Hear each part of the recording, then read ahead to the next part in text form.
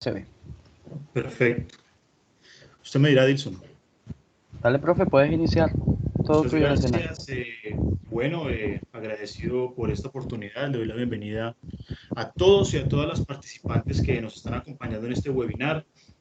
Como lo comentaba Dilson inicialmente, este es un ejercicio que sale un poco para promocionar un programa el cual hemos pensado y diseñado en la Universidad de la Costa a modo de especialización denominada Gestión Territorial Sostenible. Y digamos, dentro de todos los aspectos que nosotros quisimos resaltar cuando hicimos el diseño de este posgrado, hay uno en particular que está muy relacionado con este tema que vamos a presentar y que yo quiero reflexionar con ustedes a lo largo de este webinar, y es el relacionado con todo lo que tiene que ver con el posconflicto y la construcción de paz, o ver de qué manera el posconflicto tiene una dimensión ambiental que se materializa en un territorio o en los territorios o en territorios concretos. Este posgrado hemos definido está más que todo como una electiva, pero hay una asignatura denominada posconflicto y territorio, en la cual nosotros queremos impulsar algunas experiencias, algunos ejercicios, investigaciones, redes de trabajo, donde exploramos los temas que relacionan todo este asunto y esta configuración de este nuevo escenario político que es del posconflicto, con todos los bemoles que pueda tener y con todas los pros y los contras, y con su dimensión territorial. Entonces, en ese contexto, queremos darle mucha fortaleza a eso, y en ese sentido voy a hacerles una presentación donde, más que presentar una verdad revelada o más que mostrar una ruta muy directa o concreta o relación muy directa entre estos dos conceptos que están presentados allí en el título, es hacer unas reflexiones en torno a cómo se pueden relacionar, hasta dónde llega esa relación y de qué manera puede ser la mejor forma de abordar todos los aspectos relacionados con la paz, teniendo como un determinante importante el cambio climático. Yo soy Andrés Suárez, profesor de la Universidad de la Costa. Eh, Estamos trabajando en la línea de gestión territorial sostenible. Soy investigador y profesor del programa de administración ambiental, adscrito al Departamento de Civil y Ambiental. Y nuevamente les agradezco por esta oportunidad y por acompañarme en esta mañana con este tema. Vamos a comenzar entonces. Cambio climático puede considerarse como un desafío para la paz. Y yo quiero dividir esta presentación en tres, cuatro grandes secciones. Voy a empezar dando una introducción muy breve, muy corta, porque tampoco es como el objeto concreto de este momento, ahondar en qué es el cambio climático y sus causas, etcétera. Pero sí, yo quiero mostrar inicialmente esta gráfica que nos puede mostrar de una manera muy fácil, muy gráfica, valga la redundancia, y muy sencilla, qué es este asunto del cambio climático y qué es este asunto de la variabilidad climática. Cuando hablamos de estos dos conceptos, necesariamente tenemos que remitirnos a una escala temporal. Entonces, cuando hablamos de variabilidad climática, estamos hablando de esas fluctuaciones en algunas de las variables climatológicas, ya sea temperatura, precipitación, etcétera, etcétera, que se presentan de un año a otro. Entonces, ustedes hay veces o muchas veces nos preguntamos, ve, el año pasado, hombre, llovieron hasta gatos, y este año la temporada seca está mucho más, digamos, está mucho más prolongada. Necesariamente eso no quiere decir que hay cambio climático. Eso es lo que expresa es que hay un fenómeno o unas condiciones que se denominan variabilidad de esas variables climáticas. Sin embargo, cuando nos vamos a un orden temporal un poco más amplio, como mínimo medio siglo, y entendemos una fluctuación porcentual o en unidades concretas de esas variables, ahí sí estamos diciendo que hay cambio climático. Entonces, hoy llovió 10 milímetros, por ejemplo, y mañana llovió 5 milímetros, eso no es cambio climático, eso es variabilidad. Pero ha cambiado 5 milímetros la precipitación en los últimos 50 años, ahí sí estamos hablando que efectivamente el clima ha tenido un cambio dadas unas condiciones, bien sean naturales, antrópicas, industriales, etcétera, etcétera. Y esto es interesante tenerlo en cuenta por cosas que vamos a tener o a hablar en unas diapositivas posteriores. Panorama global, panorama general. Actualmente tenemos la concentración de CO2 medido en partículas por millón más alta en los últimos 650.000 años. Eso nos deja en una posición un poco compleja, sumándole complejidades a este asunto ahora. Digamos que tenemos mucha preocupación por el COVID-19 por cómo se está materializando y cómo nos ha cambiado en muchas perspectivas nuestro modo de vivir, pero se nos está olvidando otras cosas muy importantes como es esto. Y es que estos cambios tan importantes en las concentraciones de CO2 en este tiempo tan largo, estos aumentos de temperatura en los últimos años y los aumentos del nivel del mar, también están poniendo a prueba nuestra capacidad como sociedad y como especie de sobrevivir. Y eso lo estamos dejando muchas veces de lado. Esos son datos como muy gruesos a nivel global de cómo se está presentando este fenómeno del cambio climático, cuáles han sido algunas de sus fluctuaciones, algunas de sus implicaciones. Ahora bien, bajemos un poco la escala. Para Colombia se han identificado una serie de escenarios donde particularmente se dice a cierta cantidad de tiempo, tres escenarios concretos, a 2040, a 2070 y a 2100, que son los tres mapas que ustedes pueden observar allí, uno verde, uno amarillito y uno naranja. ¿Cuáles pueden ser esas potenciales y esa modelación y esa generación de escenarios de temperatura en aumentos o disminuciones de temperatura en el territorio nacional? Entonces, en la parte de abajo ustedes ven como un degradé de colores que va desde ningún cambio hasta muy poco, hasta un verde oscuro, hasta un rojo encendido, que está proyectando cambios en la temperatura hasta los 3 grados centígrados. Aparentemente, si uno dice, pues 3 grados centígrados, eso no es mucho. Cuando se habla en un contexto, digamos, general, o en un contexto no de temperatura de sensación térmica, sino de clima, estamos hablando de implicaciones gravísimas para los ecosistemas, para la salud, etcétera, etcétera. Entonces, para Colombia se presentan diferentes escenarios donde en algunas zonas van a haber mayores aumentos de temperatura, en otras no tanto. La zona andina, por ejemplo, no va a tener tanto impacto respecto a los aumentos de temperatura como otras zonas, como los llanos, como la parte oriental, suroriental de Colombia, o la parte norte de la costa. Y también hay unos escenarios relacionados con los cambios en la temperatura. Siempre, digamos, cuando se habla de cambio climático, uno siempre va a hablar en términos de ganadores y perdedores. Algunos se verán beneficiados por estos cambios, otros se verán, digamos, altamente perjudicados por estas transiciones climáticas. Entonces, respecto a las precipitaciones, habrán algunas zonas donde aumentará el nivel de lluvias. ¿Y qué quiere decir? Que hayan aumentos en nivel de lluvias, hay más agua, y si hay más agua, hay algo que está muy asociado a esto, que es que hay mayor riesgo, o sea, mayor probabilidad de que se generen desastres asociados a, digamos, fenómenos de remoción en masa, inundaciones, etcétera, etcétera. Pero también hay otro escenario extremo y es las zonas donde las precipitaciones van a reducirse mucho más de lo que hoy se están presentando. Y esta es la zona, por ejemplo, como se puede ver allí de la Amazonía o la zona del Amazonas, o particularmente de la zona costera o la zona Caribe, donde adicional al calor va a aumentar la temperatura y adicional a la baja precipitación, finalmente se va a disminuir más. Entonces, centrémonos, disculpen para las personas que hacen parte de este webinar y vienen de otras regiones o están haciendo parte de otras regiones. Quiero centrar este análisis en la región Caribe. Miremos cómo van a ser esas transiciones tanto de aumento de temperatura y de precipitación en los municipios que componen esta región. Y en particular, yo quiero que le demos énfasis al departamento del Atlántico. Para los tres escenarios planteados por el IDEAM de cambios en la temperatura, digamos que no se esperan unas buenas noticias del todo. Al 2040 se supone que la temperatura media del departamento del Atlántico va a aumentar en 1.06 grados, al 2070 1,57 y al 2100 2,15 grados centígrados. Sumado a lo anterior, el escenario de precipitaciones, digamos que no mejora del todo. ¿Qué quiere decir con esto? Que para los mismos escenarios van a haber disminuciones en la lluvia de 7%, 9 y 11. Digamos que estos son los datos muy importantes a considerar desde diferentes puntos de vista, desde los tomadores de decisiones, desde la academia, desde la sociedad en general, porque hay que ver cómo esto se puede, o nosotros como sociedad y la sociedad Caribe y la región Caribe, cómo puede adaptarse a estos nuevos escenarios que se van a presentar. Muy bien. Ahora, a grandes rasgos, ¿cuáles van a ser las implicaciones o los impactos que van a tener estos dos escenarios? sobre la región Caribe, pues asociado a lo anterior, a menos lluvia y a mayor temperatura, la provisión hídrica puede verse afectada y esto puede, digamos, afectar la provisión de alimentos.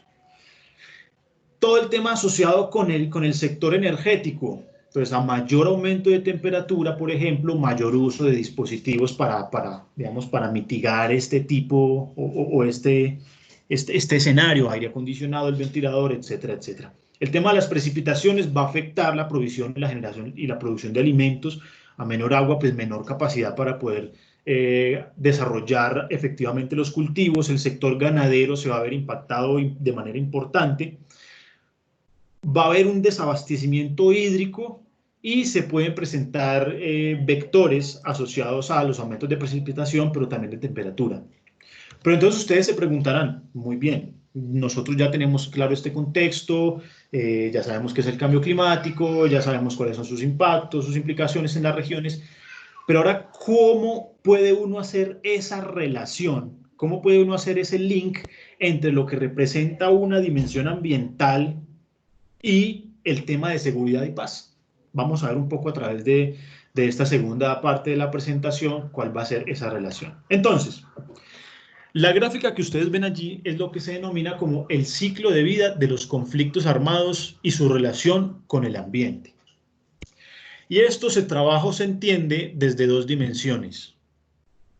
La parte izquierda o la línea izquierda que ustedes ven es la intensidad de los conflictos yendo desde nada conflicto, desde ningún conflicto hasta mayores niveles o mayores grados en una escala temporal que va desde menos a más. Entonces, cuando se habla del ciclo de vida de los conflictos, uno necesariamente tiene que entender estos aspectos que se presentan allí.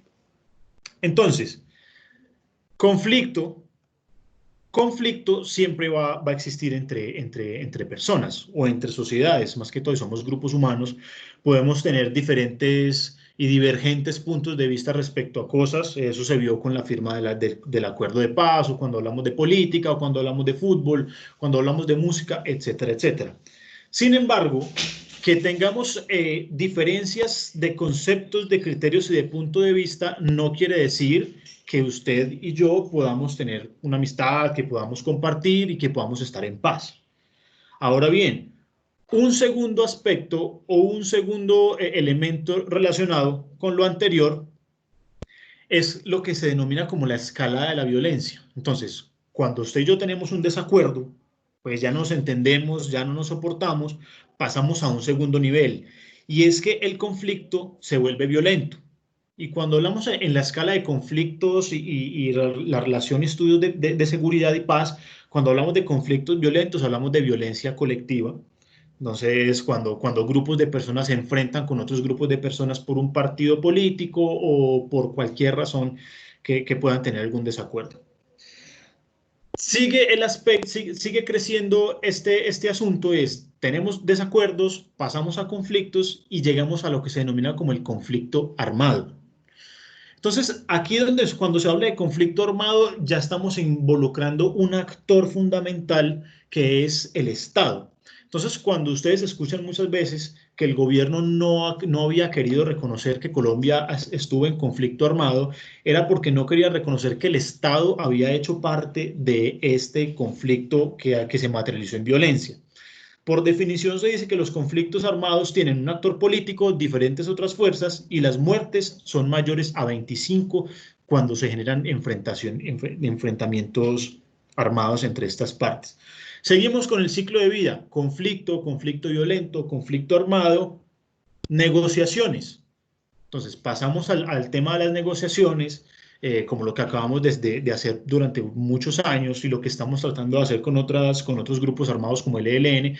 Hacemos una negociación, el conflicto sigue presentándose, podemos llegar a algún tipo de acuerdo y es lo que se denomina como los posacuerdos o los posconflictos, ya dependiendo como cada quien lo quiera revisar. Entonces, cuando entramos a la etapa política del posconflicto, estamos diciendo hay un fin de violencia. Entonces ya no tenemos confrontaciones armadas. Seguimos teniendo, digamos, esos desacuerdos entre puntos de vista, pero ya no nos estamos matando por eso.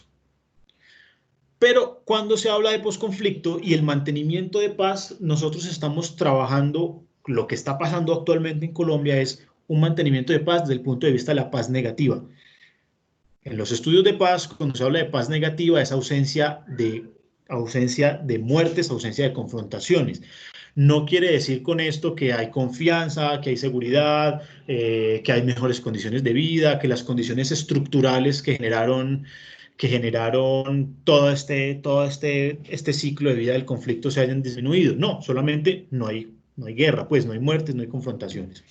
Pasamos a un paso adicional que es, listo, llegamos a un acuerdo, no hay violencia, construyamos paz. Y cuando hablamos de construir paz, ya estamos hablando de generar confianza, atacar las causas estructurales que han generado ese escenario violento, en fin. Y finalmente pasamos a un patrón de desarrollo sostenible, donde se diría uno que el conflicto se ha disminuido hasta sus mínimas representaciones. ¿Qué tiene que ver esto con lo ambiental? Y déjenme decirles que aquí es donde entra un aspecto muy importante en este tipo de aproximaciones, porque es que el tema ambiental hace parte de cada uno de los eslabones y de los aspectos y de los ciclos de este, digamos, ciclo de vida del conflicto armado. ¿Y por qué? Lo vamos a ver. Ustedes ven allí digamos, unas letras en rojo. Cada uno de esos aspectos es donde lo ambiental entra a ser parte del ciclo. Entonces, lo ambiental causa tensiones. Pensemos dos cosas. Uno, el tema de la escasez.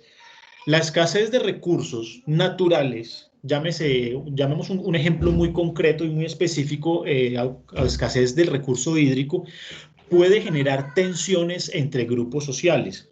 Porque piensen lo siguiente, tenemos una actividad productiva que es altamente explotadora o altamente usa el recurso hídrico, y aguas abajo hay una comunidad que se abastece de este recurso. En cualquier parecido con la realidad es coincidencia con nuestro país. Entonces, cuando se toman este recurso y se dejan a otros actores sociales sin poder acceder a este por el uso de este recurso natural, allí hay una causa de tensión, lo que quiere decir que hay una semilla potencial para la generación de un conflicto violento. Ya tenemos un conflicto, estamos en desacuerdo en la forma como se está gestionando y usando el recurso hídrico en un contexto territorial particular. Pero eso puede pasar a un segundo plano si no se hace un efectivo proceso de prevención. Ahora, cuando se habla de causar tensiones, también estamos hablando de cuando hay abundancia de recursos naturales, también se pueden generar tensiones. Y esto se ve en los países que son o que somos más bien ricos en biodiversidad y en recursos naturales. Hay algo dentro de la teoría de los estudios de paz y seguridad que se denomina como la maldición de los recursos naturales. ¿Qué quiere decir esto? Que en países que son ampliamente ricos y mega diversos, hay mucha pobreza, hay mucha corrupción y hay violencia. Entonces, digamos que pareciera que es una contradicción, pero no necesariamente, porque es que donde hay riqueza de este tipo de recursos, pues también empiezan a generarse tensiones asociadas a la explotación a la redistribución de los beneficios asociados a las riquezas por a la riqueza generada por los recursos naturales. Ahora, muy bien. Segunda etapa, como lo ambiental y los recursos naturales pueden hacer parte de este ciclo de vida, la financiación de los conflictos. Volvemos a ver, cualquier parecido con la realidad de nuestro país es pura coincidencia. Entonces, hagamos una lista muy corta de cómo los recursos naturales pueden financiar conflictos. Minería, ¿sí? Explotación de carbón, explotación de canteras, materiales de arrastre, madera. La madera es un recurso natural que tiene un valor grandísimo en el mercado negro y que financia conflictos, producción de hoja de coca, en fin, y aquí podemos esmeraldas, en fin, podremos empezar a petróleo, podemos empezar a decir una cantidad de recursos naturales que se encargan de ser gestionados por grupos armados para financiar conflicto. También pasamos a un tercer escenario que es los recursos naturales como arma de guerra. Un ejemplo muy concreto es lo que pasa casi cada 8 días en Caño Limón, o pasaba antes del COVID-19. Y es que cuando el ELN quería hacer algún atentado, pues volaba un oleoducto y el oleoducto finalmente llegaba a los cuerpos hídricos y hacía una contaminación importante. Entonces, lo ambiental también puede entenderse como un arma de guerra. Hacer quemas, deforestaciones, afectar recursos hídricos, digamos, romper flujos de caudales para afectar unas poblaciones, etcétera, etcétera. Muy bien, eso digamos que durante la etapa cuando el conflicto es mucho más intenso, violento y con implicaciones armadas. Ahora, cuando hablamos de la etapa del posconflicto, también necesariamente tenemos que recurrir a que en escenarios de posconflicto, y como lo estamos viendo ahora, los recursos naturales se ven afectados. Por ejemplo, la deforestación es digamos, un impacto ambiental asociado a escenarios de posconflicto. Esto se ha visto en diferentes países que han pasado por este escenario. Entonces, a mayor desarrollo, ya se pueden ocupar algunas áreas donde anteriormente no se podía hacer explotación porque estaban los grupos armados, entonces vamos, hacemos desarrollos productivos, agroindustriales, deforestamos, estamos afectando lo ambiental, pero también puede ser un incentivo para afectar la paz en tal sentido de que nuevamente pueden empezar a generar tensiones y volver a generar todo un bucle de retroalimentación de violencia asociado a los recursos naturales. Y finalmente, algo muy triste y muy doloroso, que es todo el tema de explotación y comercio ilegal de especies, particularmente la fauna, que tiene una riqueza en el mercado muy grande y que financia finalmente nuevos escenarios de conflicto. Muy bien, este es el ciclo de vida del conflicto, su relación con los temas ambientales, pero desde el punto de vista negativo, pero también puede ser visto desde un punto de vista positivo si se hace una gestión adecuada. Entonces, si de los recursos naturales y la riqueza ecosistémica que tiene un territorio se hace una buena gestión, se puede generar procesos de promoción de diálogo, integrar comunidades, aumentar procesos de gobernanza, capacitación y empoderamiento local para que los conflictos se vean disminuidos. Se pueden generar incentivos económicos para la construcción de paz, y allí podemos ver algunos ejemplos actuales como los bosques de paz o como los esquemas de pagos por servicios ecosistémicos o ambientales que han sido muy extendidos por Banco 2, por ejemplo. Puede generar empleo en escenarios de posconflicto. Los guías, por ejemplo, hay muchas experiencias cuando los excombatientes ahora son guías turísticos, conocen nuevos senderos, nuevas riquezas, avistamiento de aves, etcétera, etcétera. Y finalmente, esos recursos naturales y esos temas ambientales pueden generar unas regalías y unas ganancias importantes económicas para financiar nuevos escenarios de desarrollo sostenible.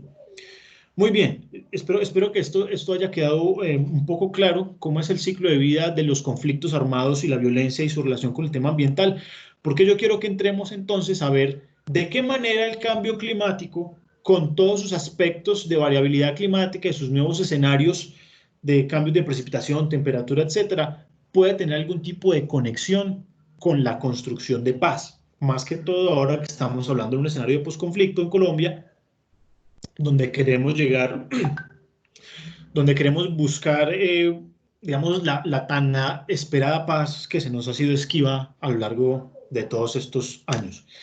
Entonces, una pregunta fundamental con la cual uno tiene que comenzar es, ¿el cambio climático y la variabilidad climática generan conflictos armados? Hay evidencias, por un lado, de algunos autores importantes a nivel mundial que han publicado en revistas muy importantes, donde especifican cosas como lo siguiente. Hay una respuesta histórica que dice que la temperatura o los aumentos de temperatura han aumentado también y han incidido en un 54% en conflictos armados para el 2030.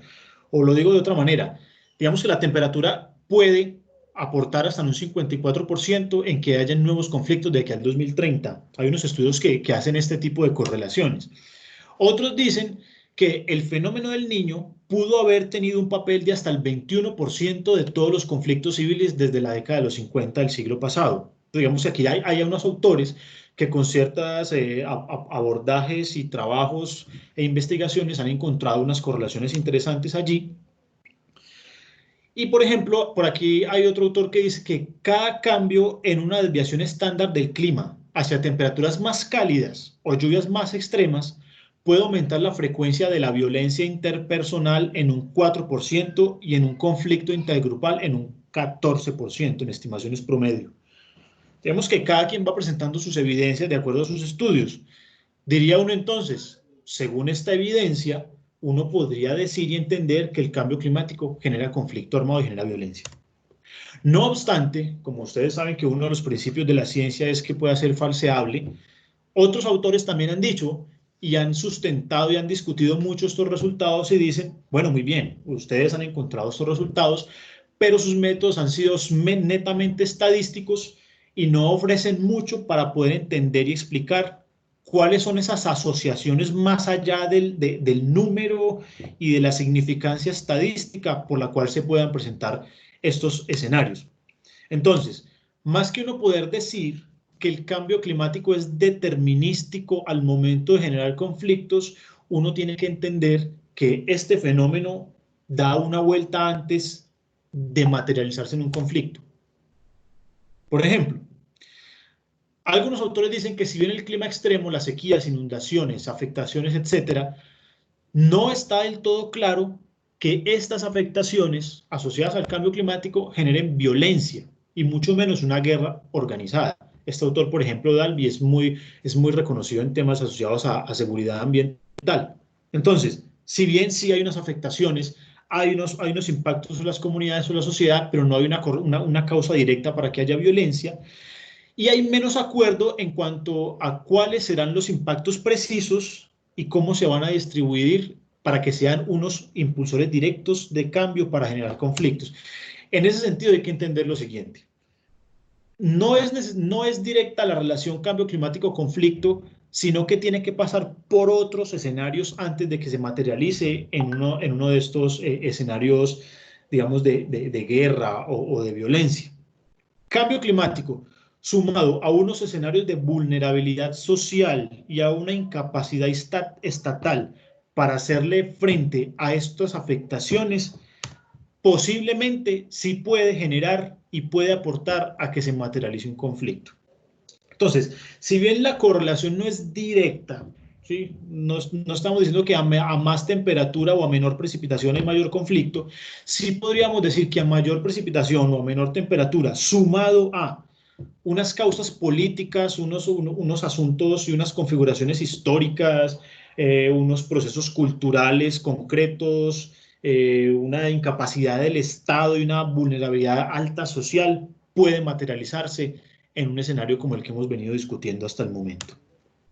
Entonces, no hay, digamos que como conclusión no podría ir pensando, listo, no hay una relación lineal entre estos dos fenómenos, pero sí es importante señalar, pero bajo ciertas circunstancias relacionadas con la influencia del clima, es posible que los fenómenos de violencia sí se puedan presentar. Entonces, ¿por qué? Miren, retomemos otra vez el tema del ciclo de vida de los conflictos.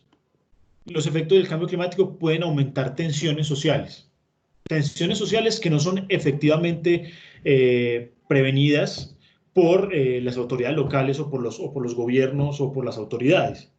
Puede generarse como arma de guerra porque si hay escasez del recurso hídrico y hay asociado pues a disminución en temperatura, en precipitaciones, y hay grupos de poder que tienen la capacidad de apropiarse de recursos que son de uso público, también puede presentarse allí un efecto importante y puede generarse como una semilla en particular para que se generen conflictos. Lo mismo que puede pasar con los incentivos para afectar la paz, porque pueden retroalimentar todo este proceso de causar tensiones y generar finalmente escenarios violentos en un territorio concreto. Muy bien. ¿Cuáles pueden ser entonces algunos retos para Colombia? Hay algunas noticias y se le ha dado mucha bomba al asunto del posconflicto, diciendo que el posconflicto es sostenible, etcétera, etcétera, pero yo creo que es importante tener en cuenta lo siguiente. Bueno, dice que el posconflicto va a ser sostenible porque va a ayudar a la reforestación y va a aportar a combatir el cambio climático, que enfrentar, estos son noticias, estos son, digamos, titulares de noticias. que enfrentar el cambio climático será una prioridad en el posconflicto, y el clima y la paz, digamos que es una apuesta política importante como iniciativa ambiental para este nuevo escenario. Entonces hay algunos ejemplos de algunos municipios que se han tomado como objeto de estudio. Eh, sin embargo, sin embargo, es importante señalar, como algunos autores destacan, que el cambio climático, si bien no socava la seguridad humana en sí, aumenta el riesgo en aislamiento de otros importantes factores sociales. El conflicto violento tiene vínculos con cuestiones estructurales profundas como la pobreza y la desigualdad. Entonces, digamos que podemos decir que listo, hagamos una gestión adecuada al cambio climático y el posconflicto, pero si no se atacan los fenómenos o las dinámicas estructurales que generan, digamos, la emergencia de conflictos como la corrupción, la desigualdad, la pobreza, la falta de acceso a los recursos y a las oportunidades, difícilmente vamos a poder lograr esa meta o ese sueño que se presenta como un posconflicto sostenible y adaptado al clima, por ejemplo. Y yo quiero resaltar estas dos otras noticias que muestran un panorama muy digamos, muy complejo en el contexto de nuestro país. Colombia es el país con más conflictos socioambientales de América Latina, eso sí está muy claro, particularmente muy asociado en muchas zonas a la explotación de minería, por ejemplo, en muchas áreas del país. Y otra cosa que siempre hemos pensado, que Colombia es una potencia hídrica, digamos que no es del todo cierto, porque si bien hay unas zonas que son muy ricas en el recurso hídrico, hay otras que no lo son. Por lo tanto, esto puede generar una emergencia potencial de esos conflictos del ciclo de vida del conflicto que discutimos hace ya un momento. Colombia tiene algo que se denomina como el Plan Nacional de Adaptación al Cambio Climático. Y dentro de las varias estrategias que está presentando, hay una que es muy interesante que se denomina como la adaptación basada en comunidades. Digamos que uno podría pensar que este escenario y esta estrategia de adaptación basada en comunidades podría fomentar y mejorar las condiciones estructurales que pueden generar conflictos futuros, ¿cierto? Entonces tiene algunas ventajas, promueve costo eficiencia en las comunidades, podría tener la potencialidad de disminuir vulnerabilidad, ¿sí? Vulnerabilidad es un tema que es muy importante trabajar, asociados pues asociadas a los aspectos socioeconómicos y también finalmente ambientales de las comunidades locales. Se diría entonces que la adaptación basada en ecosistema, en comunidades, puede tener un enfoque de aumento de capacidades que tenga en cuenta los saberes tradicionales, puede responder a necesidades locales, ya que se basa en prioridades, a prioridades comunitarias, y se fortalecería, digamos, estos escenarios de gobernanza en la medida que la misma comunidad puede desarrollar estos ejercicios. Sin embargo, como ustedes pueden identificar aquí en la presentación, este enfoque tiene algunas desventajas que probablemente puedan ser interesantes para construir desde lo local, pero en escala un poco más amplia empiezan a perder como resolución. Se requiere mucha participación de la comunidad, y la comunidad, si bien es un motor importante en procesos de cambio y desarrollo, es importante también darle, digamos, las condiciones propicias para poder aportar en este tipo de transformaciones. Entonces, quiero presentarles, o más bien quiero destacar que es necesario, además de no estoy diciendo que no sino además de otros enfoques que también se encarguen de abordar esta temática desde lo que representa como escenario complejo en contextos territoriales complejos como lo son en nuestro país. Entonces, hay algunos autores que han trabajado muchos estos temas y han definido cuáles pueden ser una de tantas rutas adicionales para construir paz, y una paz particularmente adaptada al clima. Entonces, en la parte inferior ustedes ven como una flecha que va en dos vías. Y esto nos quiere decir cómo debería ser la transición, hacia qué parte. Si vamos de un enfoque hacia trabajar la vulnerabilidad, hacia el impacto, o centrarnos en los impactos para llegar hasta la vulnerabilidad. Son diferentes formas de verla.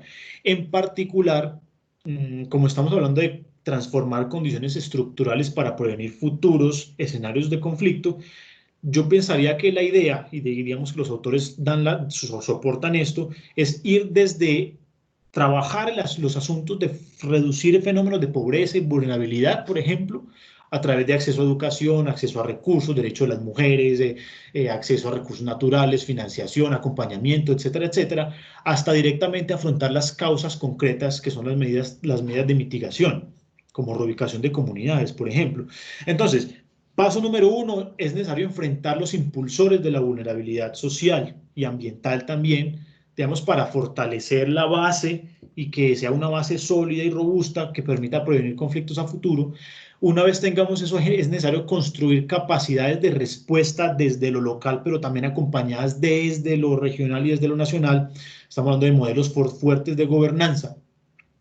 Pasar a manejar riesgos asociados al clima ya concretamente y finalmente a generar estrategias concretas de mitigación. Pues si hay que reubicar, pues habrá que hacerlo en según sea el caso.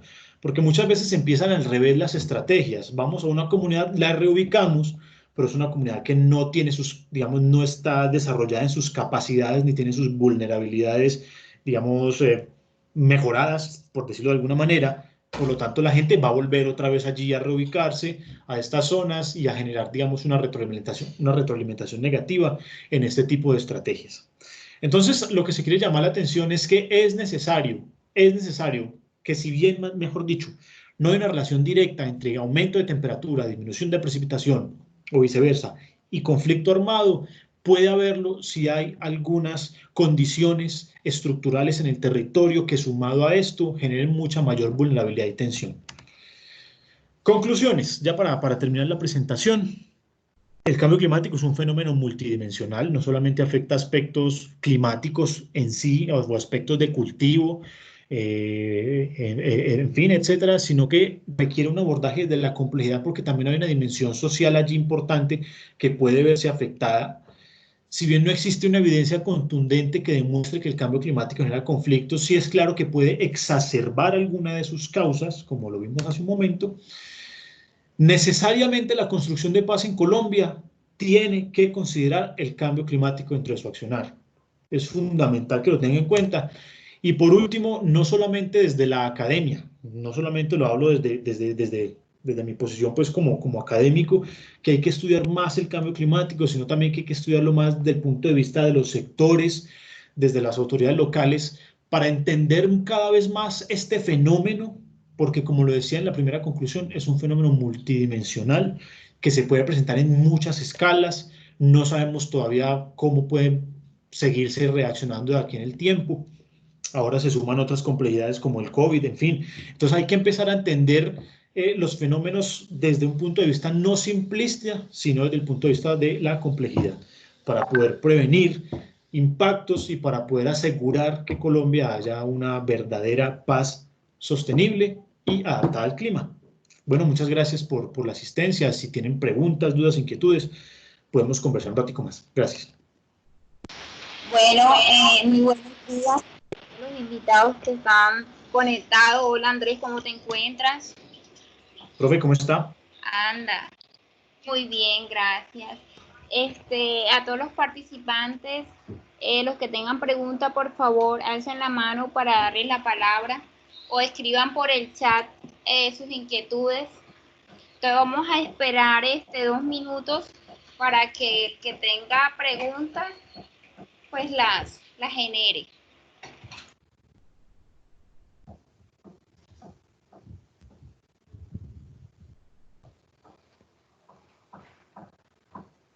Bueno, vamos a iniciar con Fabián, que pidió la palabra. Entonces, Fabián, por favor, puedes empezar. ¿Qué más, Andrés? ¿Cómo va todo? Fabián, buenos días, ¿cómo está? Profe, quería saber algo puntual. Reconociendo el tema que usted aborda sobre el tema o la relación que está entre cambio climático y el tema de paz, mi pregunta va hacia estudios futuros. ¿Qué sería mucho más aconsejable para darle manejo a la hipótesis de esta vinculación entre las dos variables? El utilizar estudios de casos puntuales como los que se tomó durante el desarrollo de la charla, o sea, casos donde esa evidencia climática ha acentuado esos problemas o lo que usted llamaba el tema de conflictos, o llevarlo a una escala mucho más grande, no sé si regional o país. Listo, Fabián, muchas gracias. Particularmente yo considero que este tipo de fenómenos hay que considerarlos en escala específica y en escala local. ¿Por qué? Porque pensemos, por ejemplo, en el departamento del Atlántico, y veámoslo pues como una visión regional. Las dinámicas que se pueden presentar en el municipio de Candelaria, ¿sí?, que queda en el sur del departamento, a el municipio o a la ciudad de Barranquilla pueden ser muy diferentes, asociadas a los fenómenos y a las transformaciones y transiciones de temperatura y de precipitación. Por ejemplo, la capacidad institucional es diferente, la capacidad, digamos, los modelos de gobernanza son diferentes, los tipos de población son diferentes. Los ecosistemas son diferentes. Por ejemplo, Candelaria es una zona que tiene un problema importante respecto al acceso al recurso hídrico. Barranquilla relativamente no, porque al lado tiene el río Magdalena, Ciénaga de Mallorquín y el mar, por dar un ejemplo pues así como muy sencillo, muy concreto. Entonces, yo creo que este tipo de análisis tienen que ser muy contextuales y muy específicos, porque la localidad es lo que me va a dar los determinantes para entender si puede emerger potencialmente un conflicto o no. Digamos que es como mi punto particular de vista. Listo, profe, muchas gracias. Bueno, hasta el momento, Andrés, no tenemos más preguntas. Creo que entonces ya con esto vamos a finalizar la sesión de preguntas, que más nadie escribió en el chat ni levanta la mano. Andrés, muchas gracias por tu intervención, excelente conferencia, y muchas gracias a todos por asistir. Que tengan una buena tarde. Muchas gracias por la invitación. Saludos.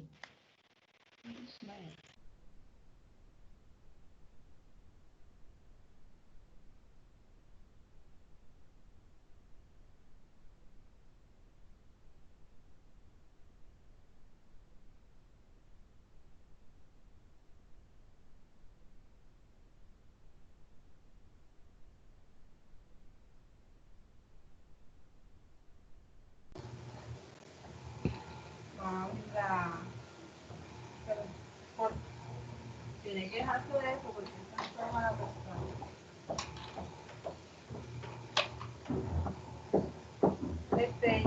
Ya.